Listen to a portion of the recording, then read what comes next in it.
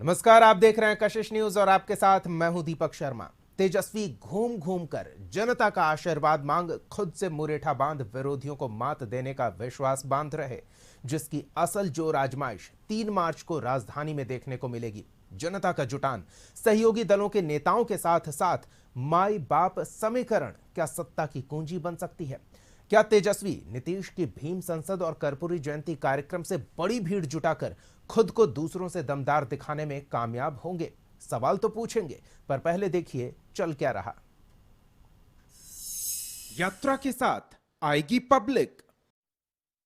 हमको उनके बारे में बात नहीं करना, लेकिन एक बात तो तय है कि नीतीश कुमार जी से अब बिहार चलने वाला।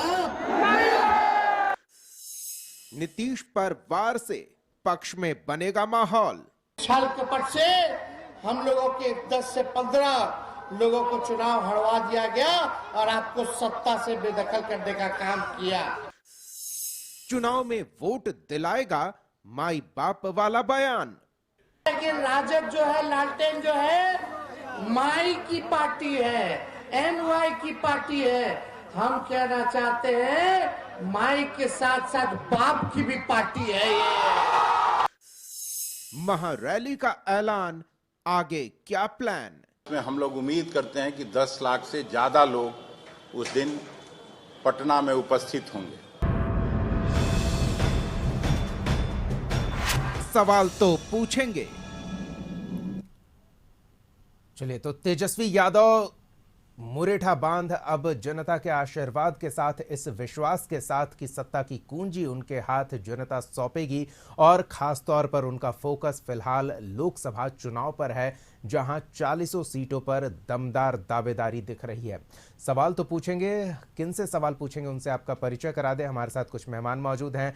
आरजेडी की ओर से पार्टी का पक्ष रखने के लिए हमारे साथ चितरंजन गगन जी जुड़े हुए हैं। कांग्रेस की ओर से पार्टी का पक्ष रखने के लिए चंद्र प्रकाश जी हैं, और बीजेपी की ओर से पार्टी का पक्ष रखने के लिए मनीष बैरियार हैं। आप तीनों का बहुत बहुत स्वागत है। सबसे पहले चितरंजन जी, फिलहाल आरजेडी बिहार में सबसे बड़ी पार्टी के तौर पर मौजूद है, और ऐसे में चुनौती बड़ी ये कि अगर 3 मार्च को उतनी बड़ी पार्टी उतना बड़ा जुटान संभव नहीं कर पाई तो सारे किए कराए पर पानी फिर जाएगा। इस महारैली के माध्यम से किस तरह की तैयारी है, किस तरह की आगे की रणनीति पर फोकस रहेगा?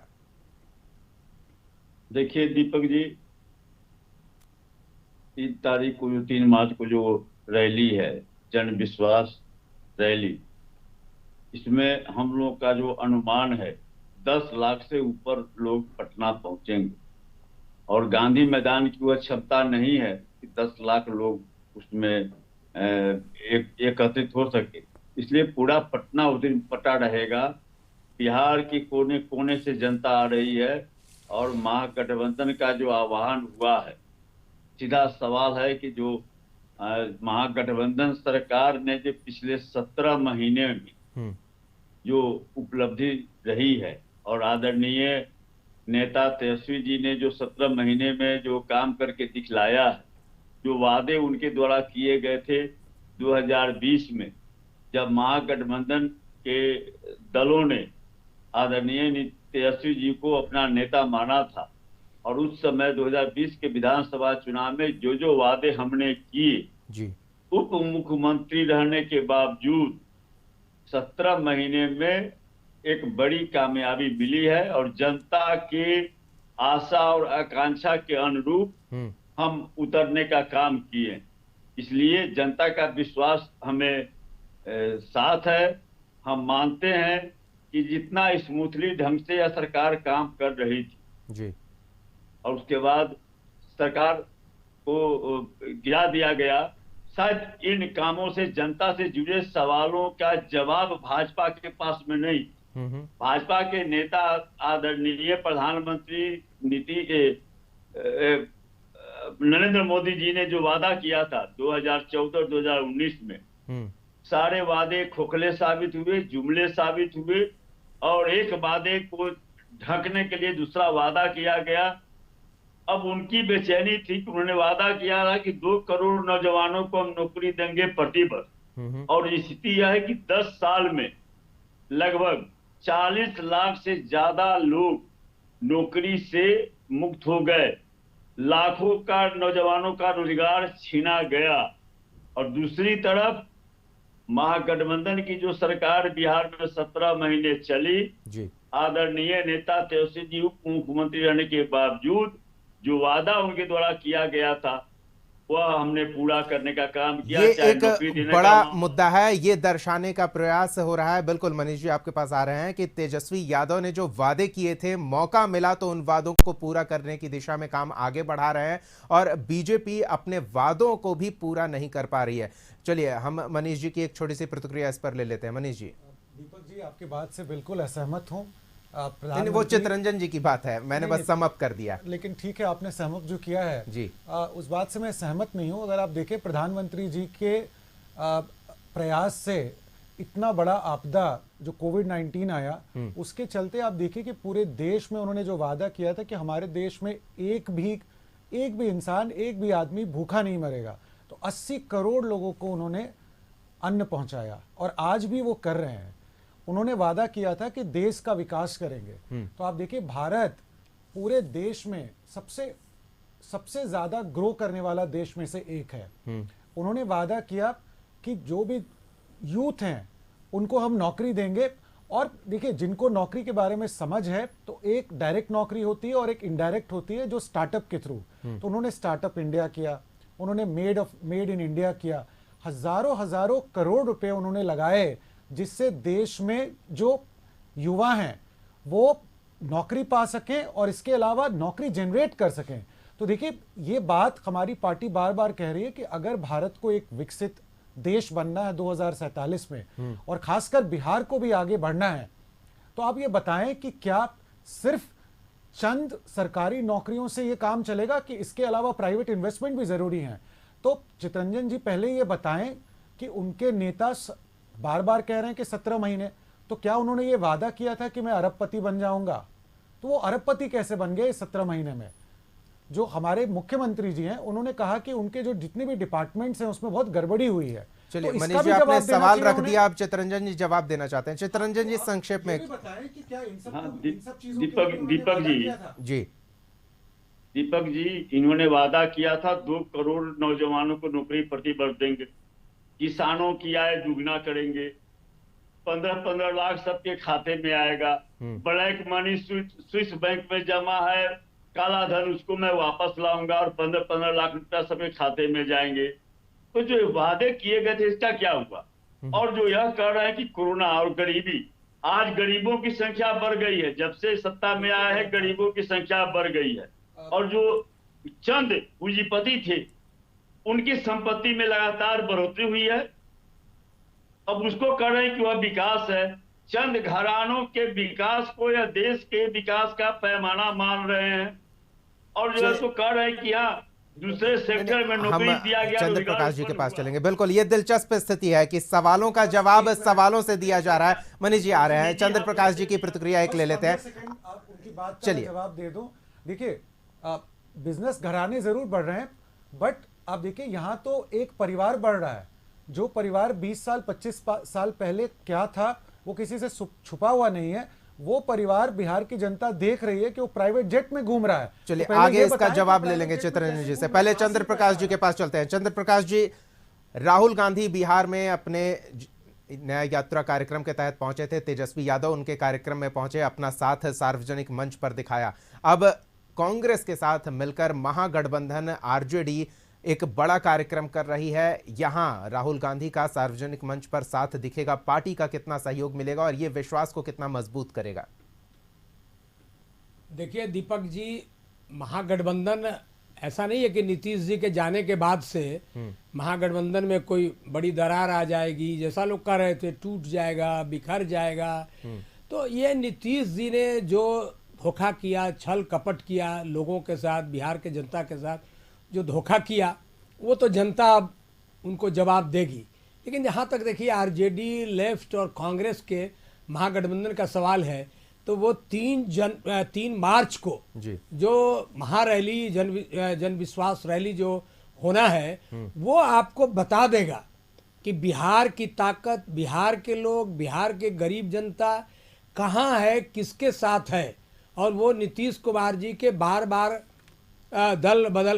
पाला बदलने से जो बिहार की जनता इस बार इतनी नाराज हुई है कि वो तो बीजेपी को आने वाले समय में उनको जवाब मिलेगा। एक बात तो ये है। दूसरा देखिए कि महारैली हम लोग कर रहे हैं, राहुल गांधी जी आज नहीं, कई इसके पहले उन्होंने एक यात्रा शुरू किया था, वो भारत जोड़ो यात्रा था। भारत जोड़ो यात्रा के बाद भारत जोड़ो न्याय यात्रा का प्रारंभ किया है। न्याय यात्रा क्यों है? हमारे साथी भारतीय जनता पार्टी के अभी बोल रहे थे कोरोना काल का चर्चा कर रहे हैं।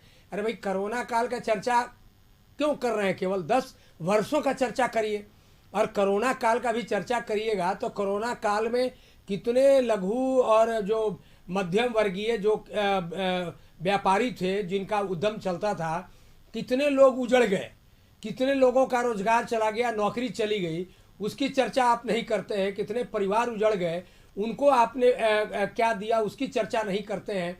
केवल चर्चा करते हैं। चंद्र प्रकाश जी, अब तो मंच पर नेताओं के बयानों से भी वो बातें विस्मृत हो गई है। वही कह रहे हैं, 80 करोड़ लोगों का। अरे 80 करोड़ लोगों को आप जो अनाज, मुफ्त अनाज देने की बात कर रहे हैं, उसमें आपका क्या कंट्रीब्यूशन है?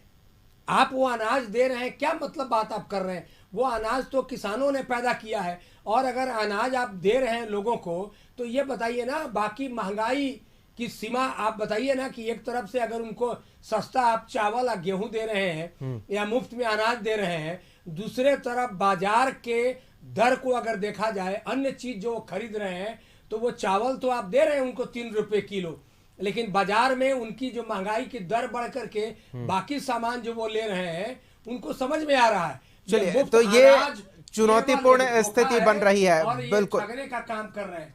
अपनी अपनी बात कितनी मजबूती से जनता के बीच रखने में अलग अलग पक्ष कामयाब होंगे, ये एक बड़ा चुनौतीपूर्ण मुद्दा है, और इसी पर हार जीत निर्भर कर सकता है।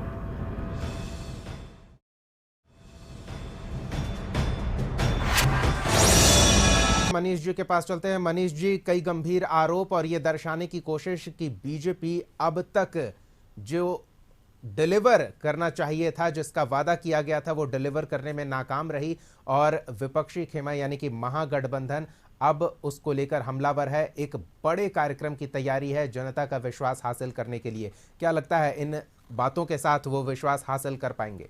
बिल्कुल नहीं कर पाएंगे। पहले तो आप देखें कि जनता का जो विश्वास था वो 2020 में भारतीय जनता पार्टी गठबंधन के लिए था।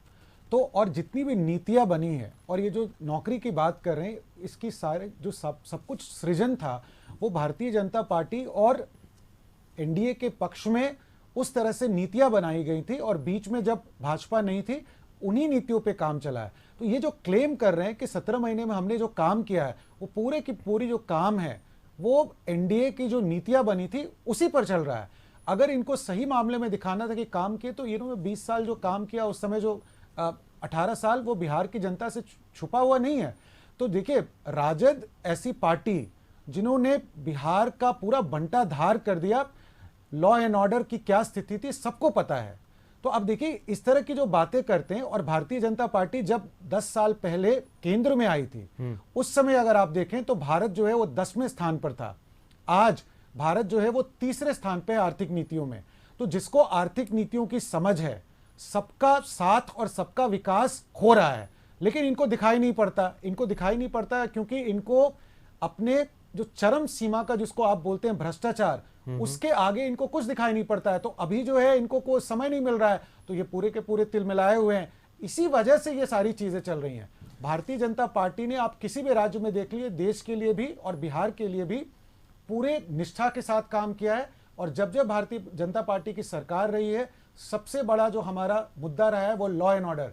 लॉ एंड ऑर्डर और निष्ठा के साथ काम। चितरंजन जी को जवाब देना चाहते हैं। चितरंजन जी। दीपक जी कई सवाल मनीष जी उठा दी। एक बात मैं कहूंगा कि भाजपा के लोग झूठ इतना कॉन्फिडेंस से बोलते हैं, एक ही खूबी इनमें है, झूठ इतना कॉन्फिडेंस से बोलते हैं कि आश्चर्य होता है कैसी इतनी हिम्मत होती है।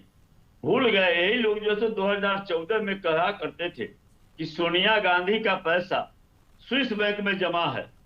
विपक्ष में जो लोग उस सत्ता में थे, उनका पैसा स्विस बैंक में जमा है। क्या हुआ पैसा का? यही लोग आरोप लगाए थे कि जैसे गुड़गांव आपके नेता का पैसा कहां जमा है? आप बोल रहे थे, मैं नहीं बोल रहा था। ठीक है, मैं आपकी चलिए। बात सुन ले। गुड़गांव में इतना बड़ा मॉल है तेजस्वी जी का, और निकला किसका? भाजपा नेता का वो मॉल निकला। तो और यह जो कर रहे हैं कि तीसरी बड़ी आर्थिक शक्ति हो गई भारत, आर्थिक शक्ति हो गई, चंद घरानों के संपत्ति में वृद्धि हुई। आज कितना गर्व से कहते हैं। चितरंजन जी, महारैली में जो भीड़ जुटेगी उन्हें ये सब बताकर क्या कन्विंस कर पाएंगे? देखिए, बिहार और देश की जनता वाकिफ है इनके झूठ से। तरह तरह के हथकंडे अपना रहे हैं, सारे हथकंडे इनके फेल हो गए हैं और हताश और निराश होकर पुराना रिकॉर्डिंग बजा रहे हैं। पुराना रिकॉर्डिंग कर रहे हैं कि हाँ साहब, इनके समय की 2020 की चर्चा कर रहे थे और 2017 भूल गए। 2015 में किसको जनमत मिला था और 2017 में सरकार बनाए थे। और यह जो कर रहा है कि 7 निश्चय तो जो है तो 2016 में बना था, जब बिहार में सरकार थी महागठबंधन की। और जो है तो ये लोग भूल गए। यही मुख्यमंत्री जी कहते थे कहां से पैसा लाएगा, अपना बाप के यहाँ से, जेल से लाएगा। यही सुशील मोदी जी कह रहे थे कि कहां से लाएगा पैसा। और आज जो है तो जब हो रही है तो कह रहे हैं कि मेरी नीति। चंद्र प्रकाश जी, कितना सहयोग रहेगा कांग्रेस का? जी एक दीपक जी, जल्दी चितरंजन जल्दी।